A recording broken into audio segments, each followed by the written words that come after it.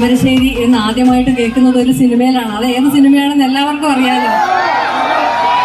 താമരശ്ശേരി ചുരം എന്നാണ് ഞാൻ ഈ സ്ഥലത്തിനെ കുറിച്ച് ആദ്യമായിട്ട് കേട്ടിരിക്കുന്നത്. ഇവിടെ നേരിട്ട് ഈ വഴി യാത്ര ചെയ്യുമ്പോഴൊക്കെ വന്നിട്ട് ഈ വഴി പോയിട്ടുണ്ടെന്നല്ലാതെ ഇവിടെ കുറച്ച് സമയം ചെലവഴിക്കാൻ എനിക്ക് ഇപ്പോഴാണ് ഭാഗ്യം കിട്ടുന്നത്.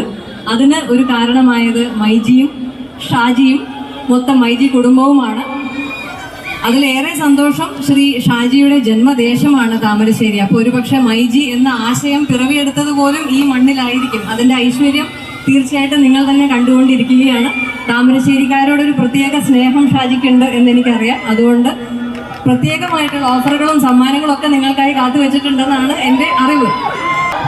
ഹലോ താമരശ്ശേരി, എല്ലാവർക്കും നമസ്കാരം. ആദ്യം ഒരു റിക്വസ്റ്റ് ഉണ്ട്, കഴിയുമെങ്കിൽ കുറച്ച് ഗ്യാപ്പ് അവിടെ ഉണ്ടാക്കുകയാണെങ്കിൽ ആ വണ്ടികൾക്ക് പോകാം. നമ്മളുടെ സന്തോഷം പങ്കുവയ്ക്കുന്നതിന് ബാക്കിയുള്ളവരെ ബുദ്ധിമുട്ടിച്ചുകൊണ്ടാകരുത്. പ്ലീസ് കുറച്ച് വഴി അങ്ങോട്ടും ഇങ്ങോട്ടും വിട്ടാൽ മറ്റു വണ്ടികൾക്ക് ഇതുവഴി പോവാം.